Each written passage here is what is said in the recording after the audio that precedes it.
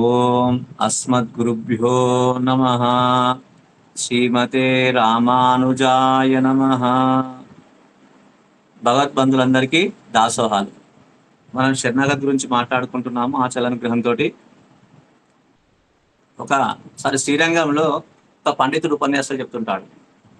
ఆ ఉపన్యాసాలు వినడానికి కూడా ఇంకొక పండితుడు కూడా రెగ్యులర్ గా వస్తాడు. అందరి జనాలతో పాటు ఆ ఒక పండితుడు కూడా రెగ్యులర్ గా శ్రద్ధగా వచ్చి వింటుంటాడు. ఒక పండితుడు కూడా శ్రద్ధగా వినడం వల్ల తనకి ఆనందం అనిపిస్తుంటది ఉపన్యాసం చెప్పే పండితుడికి. తర్వాత కొంతకాలం ఇట్లా ప్రతిరోజు ఉపన్యాసాలు జరుగుతుంటాయి. ఒక 2-3 రోజుల నుంచి ఆ పండితుడు రాడు. అడుగుతాడు, సరే ఆ పండితుడు 2 రోజుల నుంచి ఎందుకండి రావట్లేదు అంటే, వద్దండి అతని నుంచి టాపిక్ తీయకండి, అతనికి మొత్తం వైరాగ్యం వచ్చేసింది, మొత్తం అందరి మీద కోపానికి వస్తున్నాడు, ఆ లేక ఒకడే ఒక సంతానం ఉన్నది అతనికి, చాలా లేక ఆ సంతానం అనుకోకుండా పరామర్శించడం వల్ల దేవుడు లేడు ఏం లేదు అని అతను నాస్తికులాగా అయిపోయాడు, అందరిని దూషిస్తున్నాడు, మీలాంటి వాళ్ళని ఇంకా దూషిస్తుందండి, మీరు అతను మా టాపిక్ తీయకుండా అతని వద్దకు వెళ్ళకండి అని చెప్పాడు. లేదు పర్వాలేదండి అని చెప్పగానే మెల్లగా అడ్రస్ తెలుసుకొని వెళ్తాడు. వెళ్ళగానే అక్కడి నుంచి కోపంగా వస్తుంటా, ఎందుకంటే మీకు ఏం పని ఎందుకు వచ్చారు అని గట్టిగా మాట్లాడుతుంటాడు. అంటే లేదండి మీరు పండితులు కదా, నాకు ఒక శ్లోకం జ్ఞాపకం లేదు, నాకు ఒక శ్లోకం జ్ఞాపకం చేస్తారని ఉద్దేశంతో వచ్చాను, వేరే ఉద్దేశం ఏం లేదు. ఏందో చెప్పండి అని. పితరం మాతరం దారా అనే శ్లోకం జ్ఞాపకం రావట్లేదండి, కొద్దిగా చెప్పరా అని అడుగుతాం. పితరం మాతరం దారాన్ పుత్రాన్ బంధున్ సఖీన్ గురున్ రత్నాన్ని ధనధాన్యాన్ని క్షేత్రాన్ని చ గృహాన్ని చ సర్వధర్మం చ సంత్యజ్య సర్వకామాన్ చ సాక్షరాన్ లోక విక్రాంత శరణం తే వ్రజం విభో అని చెప్తాడు. ఒకేసారి దానికి భావం, పండితుడే కాబట్టి భావం తెలుస్తుంది కాబట్టి వామాంతం పాదాల మీద పడిపోతాడు. ఏముంది ఆ శ్లోకంలో అంటే, భగవంతుని శ్రీపాదాలే రక్షకమైన శరణగా చేసిన తర్వాత మన ఆత్మను భగవంతునికి అప్పచెప్పిన తర్వాత, ఆత్మనే భగవంతునికి అప్పచెప్పినప్పుడు ఈ శరీరం దేనిది? ఈ ఆత్మది. ఈ శరీరం కూడా భగవంతుంది. ఈ భార్య పిల్లలు పుత్ర ధార క్షేత్రాదులు అంటారు. క్షేత్రాదులు అంటే పొలాలు. ఇవన్నీ ఎవరి? ఈ శరీరాన్ని. ఈ ఆత్మ భగవంతుంది అయిపోయింది. ఈ ఆత్మకు సంబంధించిన శరీరము భగవంతుంది అయిపోయింది. శరీరానికి సంబంధించిన అంటే పుత్ర మిత్ర గృహ క్షేత్రాలు అంటారు కదా, అంటే భార్య పిల్లలు గృహము ఇవన్నీ కూడా భగవంతుని అయిపోతున్నాయి అని ఉద్దేశం చెప్తారు, మీనింగ్ ఉంది. పితరం మాతరం దారాన్ పుత్రాన్, దారాన్ అంటే భార్య, పుత్రాన్ బంధువున్ సఖీన్ గురువున్ రత్నాన్ని ధనధాన్యాన్ని క్షేత్రాన్ని అంటే పొలాలు, గృహాన్ని సర్వధర్మంచ సంత్యజ్య సర్వకామా సాక్షరాలు లోక విక్రాంత శరణంతే వ్రజం విభో, నీ పాదపద్మానంగా అప్పచెప్తున్నానని అన్నింటినీ అప్పచెప్తున్నానని చెప్పడం జరుగుతుంది. మన ఆత్మనే భగవంతుని అయినప్పుడు ఆత్మకు సంబంధించిన శరీరానికి సంబంధించిన యొక్క అన్ని కూడా భగవంతుడియే అని చెప్పినాం కదా. అది జ్ఞాపకం వచ్చి, అయ్యో ఈ ఆత్మనే భగవంతుడినప్పుడు శరీరం పుత్రుడు భగవంతుడే కదా, ఆయన వస్తున్న ఆయన తీసుకపోయిండు అనే మీనింగ్ కూడా దాంట్లో ఉంది. ఆ విధంగా శరణాగతి అంటే, ఒక వ్యక్తికి మనం స్కూటర్ ఇచ్చాము, గిఫ్ట్ ఇచ్చాము స్కూటర్, ప్రతిరోజు ఫోన్ చేసుకుంటూ స్కూటర్ బాగా చేస్తున్నావా, మంచి తుడుస్తున్నావా, ఆయిల్ వేస్తున్నావా, అట్లా మంచి ప్రతిరోజు ఫోన్ చేసుకుంటూ మధ్య మధ్యలో ఎప్పుడు వెంట ఫోన్ చేసుకుంటూ ఇట్లా చూస్తున్నావా అట్లా చూస్తున్నావా అంటే కొన్ని రోజులకు విసుకొచ్చేసి, అయ్యా నువ్వు వద్దయ్యా నీ స్కూటర్ వద్దయ్యా తీసుకోండి. అయితే మనం ఆత్మని భగవంతునికి అప్పచెప్పిన తర్వాత దాని గురించి మనం నిరందిగా ఉండాలి. మళ్ళీ ప్రతిసారి మనము ఈ ఆత్మ గురించి విచారం చేయొద్దు, అయ్యో దీన్ని అంటే దీన్ని ఎట్లా సద్గతి చేయించాలి, దీని గురించి ఆలోచించవద్దు. అప్పచెప్పినామంటే నిశ్చితంగా ఉండాలి. అప్పుడు మనం అప్పుడే ఆత్మ సమర్పణ అనేది నిజమవుతుంది. దాని గురించి మనం చింతిస్తున్నామంటే ఆత్మ సమర్పణ వ్యర్థమైపోయింది అని అర్థము. ఆత్మ గురించి ఆలోచించకూడదు. మన ఆత్మ భగవంతునికి అప్పచెప్పాము, స్వామి ఈ ఆత్మ నీదే. సమాసం అయినప్పుడు ఆచార్యులు స్వయంగా మన ఆత్మను భగవంతుని పాదాల వద్ద సమర్పింపజేశారు. ఈ ఆత్మ ఉజ్జీవన కోసం మనం ఏమాత్రం ఆలోచించవద్దు. ఆయన పనులు యథాశక్తి చేసుకుంటూ వెళ్లాల్సిందే ఆయన కైంకర్యంగా. కాబట్టి ఈ విషయం ఇంత లోతుగా చెప్తారు అన్నట్టు. మనం ఆత్మ భగవంతుడిగా అయినప్పుడు భగవంతునికి సంబంధించిన శరీరము, ఆత్మ సంబంధించిన శరీరం అన్ని కూడా భగవంతుడి అయినమే ఇక శరణాగతిలో ఒక సూక్ష్మమైన విషయం. తర్వాత మనం ఆకించన్యం గురించి కొంతకాలం చెప్పుకున్నాము. ఇప్పుడు అనన్యగతిత్వము అనేది ప్రపన్న పరిత్రాలను 2 విషయాలు చెప్తారు, ఆకించన్యము అనన్యగతిత్వము. అనన్యగతిత్వము చాలా చిన్న విషయమే, అంటే నువ్వు తప్ప నాకు వేరే దిక్కు లేదు అని. మన గజేంద్ర మోక్షంలో ఇవన్నీ పద్యాలు ఉన్నాయి కదా, నీవే తప్ప ఇత పరంబెరుగా అని. అది అనడం చాలా అవసరము. శరణాగతిలో ఆకించన్యంలో భగవంతుని దయ వాత్సల్యాది గుణాల రక్షకము తప్ప మన సైడ్ నుంచి ఏ మాత్రం ధైర్యం ఉండద్దు, మన వైపు నుంచి ఏది ఉండదు, అన్ని ఆయన వైపు నుంచి. భగవంతుని దయ వాత్సల్యాదే ధైర్యం మనకు. భగవంతుని దయా వాత్సల్యాది గుణాలే మనకు ధైర్యము. భగవంతుని శ్రీపాదలే మనకు ధైర్యము, అవే బలము తప్ప మన సైడ్ నుంచి ఏ ధైర్యము బలము ఉండద్దు అనేది ఆఖ్యించని చెప్పుకుంటున్నాం కదా. అట్లా అనన్యగతిత్వం కూడా అంతే ఇంపార్టెంట్. అనన్యగతిత్వం అంటే భగవంతుడు తప్ప మనకు వేరే దిక్కు లేదు, ఆయన ఒక్కడినే నమ్ముకోవాలి అని చెప్తారు. అంటే ఉదాహరణకు ఒక 20 ఫీట్స్ అంటే ఒక సైంటిస్ట్ ఒకతను బావి తవ్వాలి, నూతి తవ్వాలి అనుకుంటాడు. నూతి తవ్వాలనుకుని ఒక సైంటిస్ట్ని పిలుస్తాడు. సైంటిస్ట్ని పిలిచి పరీక్షిస్తాడు. 100 అడుగుల లోతులో నీళ్లు ఉన్నాయి, మీరు 100 అడుగులు తవ్వండి, 100 ఫీట్స్ చదవండి అని చెప్తాడు. 100 ఫీట్స్ చెప్పారు కానీ ఇక్కడ 20 ఫీట్స్, ఇక్కడ 20 ఫీట్స్, ఇక్కడ 20 ఫీట్స్, 5 ప్లేస్లో చదివించారు, మొత్తం 100 ఫీట్స్ అయ్యాయి అని చెప్పాడు. అప్పుడు వాటర్ వస్తాయా? రావు. ఒక్క ప్లేస్లోనే 100 ఫీట్ తవ్వాలి, తవ్వుతూనే మనకు నీళ్ళు వస్తాయి. అట్లే మనకున్న శ్రద్ధ భక్తి అనే దాన్ని మనం సోమవారం ఒక దేవుడు, మంగళవారం ఒక దేవుడు, బుధవారం ఒక దేవుడు, గురువారం ఇట్లా అన్నిటికీ పంచినట్టయితే ఎక్కడ మనం పాస్ మార్కులు కూడా కావు. ఒక్క దేవుని దగ్గరనే 100% విశ్వాసం ఉంచాలి. ఒక దేవుని దగ్గర మనం 100% విశ్వాసం ఉంచాలి. అట్లే శరణాగతులు అత్యవసరం. ఇది మనం ఎందుకు చెప్పుకుంటున్నాము అంటే ఈ శరణాగతులు అత్యవసరం కాబట్టి ఈ విషయం చెప్పుకుంటున్నాం. శరణాగతిలో నీవే తప్ప వేరే దిక్కు లేదు, నీవే తప్ప ఇతఃపరం మెరుగా అనుకుంటే శరణాగతి ఫెయిల్ అవుతుంది. ఎట్టి పరిస్థితులు ఏది ఏమైనా కానీ నాకు నువ్వు తప్ప వేరే దిక్కు లేదయ్యా. అయితే ఒక బ్రూస్లీ ఒక విషయం చెప్తాడు. బ్రూస్లీ ఏం చెప్తారంటే ఒక ఇంటర్వ్యూలో, నాకు 100 అంటే 1000 స్టంట్స్ నేర్చుకున్న వాళ్ళతో నాకు టెన్షన్ లేదయ్యా, లేదు. ఒక్క స్టంట్ 1000 సార్లు ప్రాక్టీస్ చేసుకున్న వాళ్ళతో నాకు నేను టెన్షన్ పడతాను. ఏమని చెప్తున్నాడు బ్రూస్లీ? చెప్పిన విషయం ఏంటి అంటే 1000 స్టంట్స్ నేర్చుకున్న వాళ్ళతో నాకు టెన్షన్ లేదు, ఒక్క స్టంట్ 1000 సార్లు ప్రాక్టీస్ చేసినాడు ఉంటాడు అనుకో, అతనితో టెన్షన్. ఎందుకంటే ఆ స్టంట్ని వాడు శరీరంలో ఉండే కనకరంలో ఉన్న బలానంతా ప్రోగేసుకొని ఆ స్టంట్ లో ఆ బలానంతా ఉపయోగించుకొని ఉపయోగిస్తాడు. కాబట్టి ఒక్క స్టంట్ ని 1000 సార్లు ప్రాక్టీస్ చేసుకున్న వాడి దగ్గర వచ్చే కొట్టే ఆ యొక్క స్టంట్లు వచ్చే బలం ఎక్కువగా వస్తుంది. అట్లా వానితో నాకు బలం అండి. 1000 స్టంట్ నేర్చుకున్నంత బలం లేదు, ఒక్క స్టంట్ 1000 సార్లు ప్రాక్టీస్ చేసినంత బలం. అదేవిధంగా అనేక దేవతల మీద మనకు దృష్టి ఉన్న వాళ్ళకంటే ఒక్క దేవుని మీద ఉన్న గురి ఉంటే దాని ఫలితం చాలా రెట్లు గొప్పగా ఉంటుంది. ఒక్క దేవుని మీద నమ్ముకున్నట్టు అంటే ఎందుకు ఇక్కడ మనము ఈ విషయం చెప్పాల్సి అంటే మనకి కంపల్సరీ శరణాగతి అత్యవసరం కాబట్టి. మనం మరి శరణాగతిలో మనము చెప్పుకున్నాము ఆత్మలన్నీ నాయి అని చెప్తున్నాడు భగవంతుడు. అపరేయ మితస్వన్య ప్రకృతి మిద్ది మే పరా, ఈ పరా ప్రకృతి కూడా నాది, జీవభూతమైనది పరా ప్రకృతి కూడా నాదే అని చెప్పుకున్నాడు ఆయన క్లియర్. ఈ ఆత్మలన్నీ నాయి అని చెప్పుకున్నాడు. మళ్ళీ ఏమన్నాడు ఒకసారి, మామేకం శతం ప్రజ, నన్నే. ఇక్కడ సామాన్యమైన సంస్థ వచ్చినప్పుడు చూస్తారు ఏకం మాం ఏకం నన్నే, మాం ఏవ మామేవ మాయామేతాంతే, మామేవ ఏ ప్రపద్యంతే మాయామేదంతే, మామేకం మామేవ అనే పదాలు ఉపయోగించాడు. ఒక విదేశాలలో ఒక పండితుడు ఉపన్యాసం చెప్తుంటే ఒక అమ్మాయి అడిగింది స్వామి భగవంతుడు కృష్ణుడు ఇప్పుడు మామేకం మామేవ అని ఎందుకు చెప్పాడండి?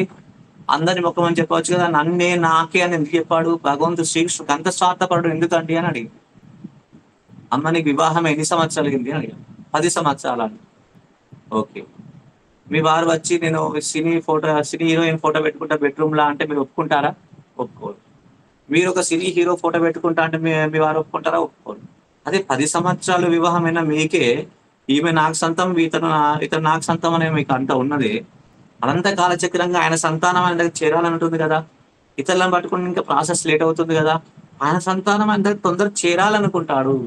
అతడే సర్వసమర్థుడు కదా, అతడు తప్పకుండా ఉద్ధరించగలిగాడు కదా, కాబట్టి అతడు ఆ విధంగా చెప్పాడు అని చెప్పాడు.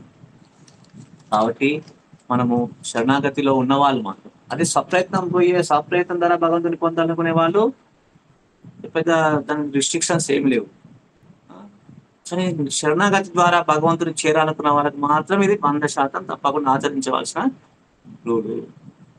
ఒక దంపతులకు లేక సంతానం కలుగుతుంది, చాలా పూజలు చేయంగా ఎంతో లేటుగా సంతానం కలుగుతుంది. ఒక అబ్బాయి చాలా గారాభంగా పెంచుతారు. వాడు ఏది చెప్తే అదే, వాడు చెప్పిందే వేదం. ఇంట్లో అంతా గారాభంగా పెంచడం వల్ల చెడు మార్గంలో వెళ్తుంటాడు ఆ అబ్బాయి.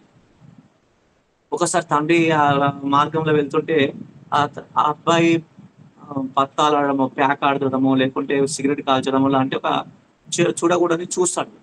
అరే నా అబ్బాయి ఇంత చెడిపోతున్నాడా అని అతన్ని చెంపపించి అందరు ఫ్రెండ్స్ ఉన్నారా చెంపపించి కొడతాడు. కొట్టగానే అతనికి పౌరుషం వస్తుంది. అసలు పల్లెత్తు మాట అనడు, ఇంకేం చెప్తే అది. అటువంటిది అంత ఫ్రెండ్స్ ముందట నాన్న నన్ను కొట్టడమా అని అతడు చాలా ఇబ్బందిగా ఫీల్ అయ్యి ఇంట్లో పారిపోతాడు. తండ్రిని నెట్టేసుకుంటాడు, పారిపోతుంటాడు. తండ్రి పోతుంటే ఇంకా పారిపోతుంటాడు. అరే లాభం లేదు అనుకొని గమనిస్తుంటాడు. వేరే ఫ్రెండ్స్ వాళ్ళు గమనిస్తుంటాడు. ఒక సత్రం ముందర కూర్చుంటాడు. వెంటనే సత్రం అతనికి ఇన్ఫర్మేషన్ పంపిస్తాడు. ఆ ముందర బయట కూర్చున్న పిల్లవాడు మా పిల్లవాడే, అతను ఏం లోటు లేకుండా చూసుకోండి, మీకు ఎంత ధనం కావాలంటే అంత ధనాన్ని నేను ప్రతి నెల పంపిస్తాను తప్పకుండా చూసుకోండి అంటే ఆ సత్రం యజమాని బయటకు వస్తాడు. బయటకు వచ్చి ఏంది ఇక్కడ కూర్చుని అంటే వెళ్తా లేదు లోపలికి రా, లోపలికి రా. భోజనం చేసావా? చేయలేదు, చెయ్యి. మంచి వస్త్రాలు ఇస్తాడు. ఇక మంచి చూసుకోవడం వల్ల ఇతడే నాకు దేవుడు, ఇతడే నాకు గొప్ప, మా నాన్న రాక్షసుడు అని అనుకుంటున్నాడు. అక్కడ ఆశ్రమంలో అన్ని పనులు చేస్తుంటాడు. ఇంట్లో ఏ పని చేయడు, ఒక గ్లాస్ తీసి గ్లాస్ పక్కకు పెట్టాడు. అక్కడ ఎన్నో పనులు చేస్తుంటాడు. ఇతడు దేవుడు, మా నాన్న రాక్షసుడు అనుకుంటాడు. ఒకసారి అనుకోకుండా తెలుస్తుంది, మా నాన్న ప్రతి నెల డబ్బులు పంపిస్తున్నాడు, అందుకే ఇతను చూసుకుంటున్నాను. అప్పుడు పశ్చాత్తాపం చెందుతాడు. కొంతకాలం వచ్చింది కాబట్టి, నాన్న ప్రేమ తల్లి ప్రేమ ఎంత గొప్ప తెలుసుకున్నాడు కాబట్టి వచ్చి పాదాల మీద పడతాడు. అదేవిధంగా మనకి ఇక్కడ చెప్తారు భగవద్గీతలో కూడా, సతయా శ్రద్ధయా యుక్త తస్యారాధనమీహతే లభతే చ తతః కామాన్ మయైవ విహితాన్ హితాన్. 7వ అధ్యాయం 22వ శ్లోకంలో అంటే ఏమని చెప్తున్నా అంటే, వాళ్ళకు అంతర్యామిగా ఉండి వాళ్ళకి ఇతర దేవతలను పట్టుకోవాలని బుద్ధి ఇచ్చింది నేనే, వాళ్ళకి అంతర్యామిగా ఉండి ఇచ్చేవాణి కూడా నేనే అని చెప్తున్నాడు. తర్వాత శ్లోకంలో కూడా 23వ శ్లోకం కూడా, అంతవత్తు ఫలం తేషాం తద్భవత్ అల్పమేధసాం దేవాన్ దేవయజో యాంతి మద్భక్తా యాంతి మామపి. అంతవత్తు అంతం కలిగిన ఫలితాలు, శాశ్వతం కాని ఫలితాలు ఇచ్చేవాళ్ళు వాళ్ళని పట్టుకోవడము అనేది కాదు. ఎందుకంటే దేవాన్ దేవయజో యాంతి మద్భక్త యాంతి మామపి. దేవతలను పట్టుకుంటే దేవత లోకాలకు పోతారు, నన్ను పట్టుకుంటే నన్నే పొందుతారు అని క్లియర్ చెప్పాడు. అల్పమేధసాం అని కూడా చెప్పాడు. అంతమైన ఫలితాల కోసం పాల్పడేవారు వెళ్ళే వాళ్ళను అల్పమేధసాం అన్నాడు. ఇతర దేవతలు అల్పమైన ఫలితాలు ఇవ్వగలేవాళ్ళు. శాశ్వత మోక్షం ఇచ్చేవాడు, మోక్షం ఇచ్చే జనార్దనాథ్. గంటాకను వృత్తాంతం లాంటివి కనబడుతుంటాయి. తర్వాత మనకు 9వ అధ్యాయంలో కూడా చెప్పారు, ఏ అన్య దేవత భక్త్యా యజంతే శ్రద్ధయాన్వితా తేపి మామేవ కౌంతేయ యజంతే అవిధిపూర్వకం అని. అవిధిపూర్వకం అని చెప్పాడు. ఇక మస్ట్ అండ్ షుడ్ చెప్పాలి, అవిధిపూర్వకం అని చెప్పాడు. కాబట్టి ఇతర దేవతల ద్వారా తీసుకోవడం అనేది అవిధిపూర్వకమే అన్నాడు. తర్వాత 25వ శ్లోకంలో స్పష్టం చేశాడు. 9వ అధ్యాయం 25వ శ్లోకం, యాంతి దేవవ్రతాన్ దేవాన్ పితృన్ యాంతి పితృవ్రతాః భూతాని యాంతి భూతేజ్య యాంతి మధ్యాజినోపి మాం. యాంతి దేవవ్రతాన్ దేవాన్, యాంతి పొందుతారు దేవతలను పట్టుకుంటే, పితృదేవతలను పట్టుకుంటే పితృదేవతలను పొందుతారు. యాంతి మధ్యాజినోపి మాం, నన్ను పట్టుకుంటే నన్నే చేరుకుంటారు అని చెప్పాడు. మళ్ళీ ఆ బ్రహ్మ భువనాన్ 8వ అధ్యాయం 16వ శ్లోకం కూడా, ఆ బ్రహ్మ భువనాన్ లోకాన్ పునరావృత్తినోర్జున మాముపేత్య పునర్జన్మ. ఆ బ్రహ్మ భువనాన్ లోకాః పునరావృత్తినోర్జున మాముపేత్యతు కౌంతేయ పునర్జన్మ న విద్యతే. మాముపేత్యతు కౌంతేయ, మాం ఉపేత్య నన్నే పొందుతారు కౌంతేయ పునర్జన్మ న విద్యతే, నన్ను పొందిన వాళ్ళకు పునర్జన్మ ఉండదు అని చెప్పాడు. ఎం ప్రాప్య నివర్తంతే తద్ధామ పరమమ, ఎక్కడికి వెళ్తే తిరిగి రాము అదే నా లోకము. యద్గత్వా న నివర్తంతే తద్ధామ పరమం మమ, ఎక్కడికి వెళ్తే తిరిగి రాము అదే నా లోకము.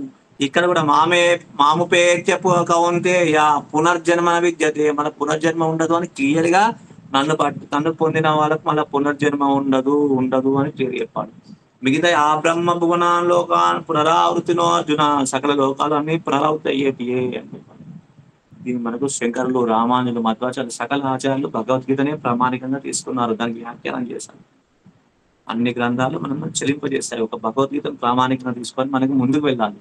శరణాగతికి మాత్రము ఏది ఏమైనా శరణాగతికి మాత్రము ఇవన్నీ ఎందుకు చెప్పుకున్నామంటే, మనం శరణాగతిలో స్వామి తప్ప వేరే దిక్కు లేదని అనుకుంటాం కాబట్టి మనము మన యొక్క విశ్వాసం నుంచి బయట పడకుండటం కోసము భగవద్గీతలోని ప్రమాణాలే చెప్పుకున్నాము, ఇంక ఇతర ప్రమాణాలు ఏం చెప్పుకోవట్లేదు.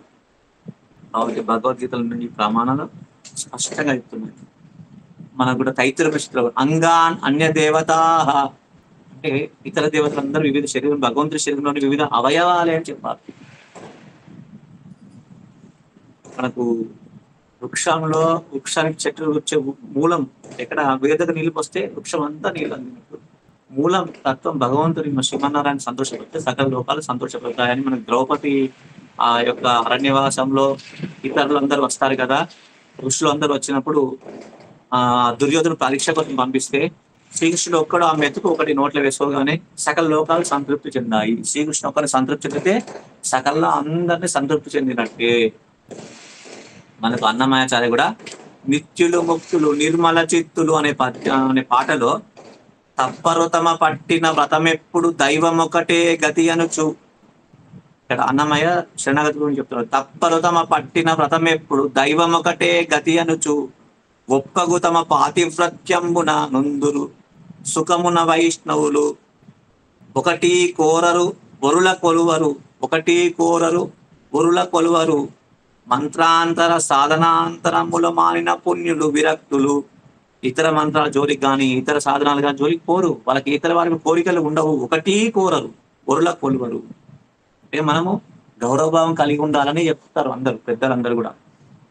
ఇప్పుడు మనం రామాలయం వెళ్ళాము, పక్కన ఇంకో ఇతర దేవత ఆలయం ఉందనుకోండి, రామాలయం వెళ్ళగానే రాముని మన స్వామిని సేవించుకొని పక్కనున్న వారిని కూడా గౌరవించాలి. కాబట్టి ఆ దగ్గరికి వెళ్ళి స్వామి మా నారాయణ మీద భక్తి కల చేయండి అని మొక్కి రావాలి. మన పాతివ్రత్యం ఏం దెబ్బతినదు. ఇక్కడ ఏమన్నాడు, ఒప్పగు తమ పాతివ్రత్యమున నుందురు సుఖమున వైష్ణవులు. అన్నమాచార్య చెప్పిన కీర్తన ఇది, నిత్యులు ముక్తులు అనే దాంట్లో. కాబట్టి మన పాతివ్రత్యం అంటే ఇతర దేవతల దగ్గరికి వెళ్ళాల్సి వచ్చినప్పుడు కావాలని వెళ్ళాము, అనుకోకుండా వెళ్ళాల్సి వచ్చినప్పుడు మనం వాళ్ళని గౌరవభావంతో ఉంటాము. మనకన్నా చాలా పై స్థాయి దేవతలు అంటే మనకన్నా పై స్థాయిలో ఉన్న వాళ్ళే కదా, వాళ్ళని మనం ఎట్లా చేస్తామంటే గౌరవ భావంతో మన నారాయణ మీద భక్తి కలిగి చేయని మొక్కాలి. మనం ఎటువంటి అద్వేష్ట సర్వభూతానం అని అనుకున్నాం కదా, ఎవరి మీద ద్వేషం ఉండదు అన్నప్పుడు దేవత స్వరూపాల మీద ఎంత ద్వేషం కలిగి ఉంటాం. కాబట్టి మనము ఈ విధంగా అనన్యగతిత్వాన్ని కలిగి ఉండాలి.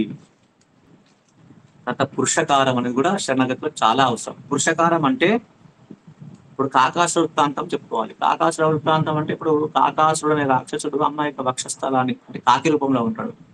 జయంతుడు అతని పేరు, ఇంద్రుని యొక్క కుమారుడు. అతను కాకి రూపంలో ఉండాల్సిన పరిస్థితి ఏర్పడుతుంది. శాపవశాత్తు అతడు అమ్మవారి వక్షస్థలాన్ని పొడుస్తుంటాడు. స్వామి రాముడు ఆ అమ్మవారి తోట మీద పడుకుని ఉంటాడు, డిస్టర్బిస్తుంటాడు. ఓర్చుకుంటుంది, రాముడి నిద్రకు భంగం అవుతుందని ఓర్చుకుంటుంటాడు. ఓర్చుకుంటుంటే ఒకసారి ఒక రక్తపు స్వామి తెలుస్తుంది పడి, తెలియగానే వెంటనే లేస్తాడు, ఒక దర్భాన్ని తీసుకుంటాడు, బ్రహ్మాస్త్రం తీసుకుంటాడు, బదులుతాడు. అది ఎన్ని సకల లోకాలు తిరుగుతాడు, ఇంద్రుడి కొడుకే కదా, సకల లోకాలు తిరుగుతాడు, ఎవ్వరు రక్షించలేకపోతాడు. లాస్ట్ వచ్చి ఇక్కడ సొమ్మసిలి పాదాలు రాముని వైపు పెట్టి అటు పడిపోతాడు. రాముడు రక్షిస్తాడు కాదు, ఏమీ గతి లేక పడిపోతాడు. సీతమ్మ వారు ఏం చేస్తారు, పాదాలు జరిపి తలను రాముని పాదాలు దిక్కు పెట్టి పిలుస్తుంది. ఓ అమ్మ క్షమించమన్నదని భావించి అతని ప్రాణాలను పోకుండా ఓన్లీ కన్ను మీదనే, దాని బ్రహ్మాస్త్రానికి ఒకటి కావాలి కాబట్టి ఒక కన్ను మీదనే ప్రయోగిస్తాడు. ఒక కన్ను మాత్రమే పోతుంది, ఒక కన్ను మాత్రమే పోతుంది, ప్రాణాలు దక్కించదు. ఎందుకు, అమ్మవారు అక్కడ ఉన్నారు కాబట్టి. అమ్మవారు లేకుంటే రక్షించేవారు ఎవరు లేకపోయేది, ప్రాణాలు పోయేది. రావణాసు చనిపోయిన తర్వాత రాక్షసులందరినీ హనుమంతుడు వచ్చి చంపేస్తానంటాడు. అప్పుడు మన ప్రసిద్ధ శ్లోకం మనకు తెలుసు. అమ్మవారు ఏమంటారు, పాపానాంబ శుభానాంబ పదార్హానాం ప్లవంగమే కార్యం కరుణ మారేనా నా కశ్చిత్ పరాధ్యతి. లోకంలో తప్పు నా కశ్చిత్ పరాధ్యతి, లోకంలో తప్పు చేయని వాడు ఎవరయ్యా అని చెప్పుకుంటాడు. అమ్మ యొక్క స్వభావం అది. కాబట్టి ఒక్క రావణుని కోరుకునేవాడు ఎవరు అంటే, ఒక్క రాముని కోరుకునేవాడు ఎవరు అంటే శూర్పణఖ.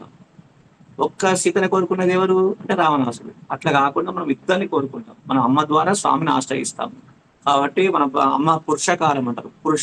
పురుషకారం కాబట్టి అమ్మ ద్వారా స్వామిని ఆశ్రయిస్తే మనకు చాలా శ్రేయస్కరము. మనం అనేక జన్మల నుంచి ఏమేమి దోషాలు చేస్తాం అవన్నిటిని అమ్మ మనవాడు మనం క్షమించుకుంటే ఎట్లున్నాయా, నీ దయా వాత్సల్య గుణాలకు ఎట్లా ఎంత పాపిష్టుడైతే మనం ఎటువంటి వాడైనా మనం క్షమించకుండా ఎట్లా అని అంటూ అమ్మవారు అనేక మంచి విషయాలు చెప్పి నన్ను క్షమింపజేసి స్వామి దగ్గర చేరేటట్టు చేస్తుంది.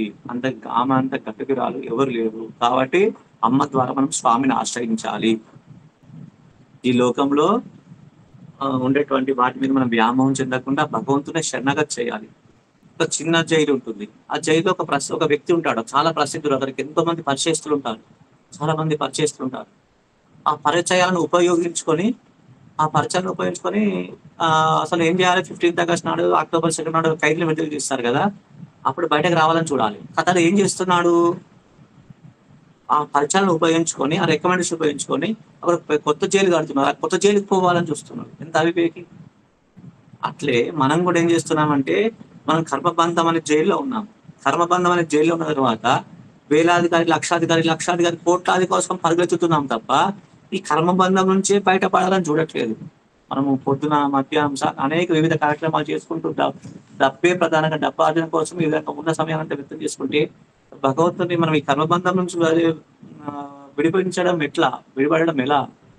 కాబట్టి మనమందరము అనిత్యాని శరీరాన్ని విభవో నైవ శాశ్వతః నిత్యం సన్నిహితో మృత్యు కర్తవ్యో ధర్మ సంగ్రహ. శరీరాలు అనిత్యమైనవి, శాశ్వతమైనవి కావు. నిత్యం సన్నిహితో మృత్యు, మృత్యు ఎప్పుడు మనకు సన్నిహితంగానే ఉన్నది. కర్తవ్యో ధర్మ సంగ్రహ, మనము ధర్మ కార్యాలు చేయాలి. కాబట్టి మనం సమయాన్ని వృధా చేయకుండా భగవంతుని పాదాలని శరణు పొందాలి. మన తక్షణ కర్తవ్యం భగవంతుని పాదాలను శరణు పొంది, ఆ శరణాగతిలో ఉన్నటువంటి మనం నిరంతరం ఏ పనులు చేసినా భగవత్ కైంకర్యంగా చేసుకుంటూ, భగవంతుడు తప్ప ఇతర దిక్కు లేదని చెప్పేసి అందరినీ గౌరవంతో ఉంచాలి. శ్రీమన్నారాయణ నమ్ముకున్న తర్వాత ఇతర దేవతల విషయంలో మనం ఎట్టి పరిస్థితుల్లో కూడా అగౌరవం ఉంచకూడదు. కాబట్టి శ్రీమన్నారాయణ మాత్రమే నమ్ముకోవాలి, శరణాగతి చేసేవాళ్ళు మాత్రము.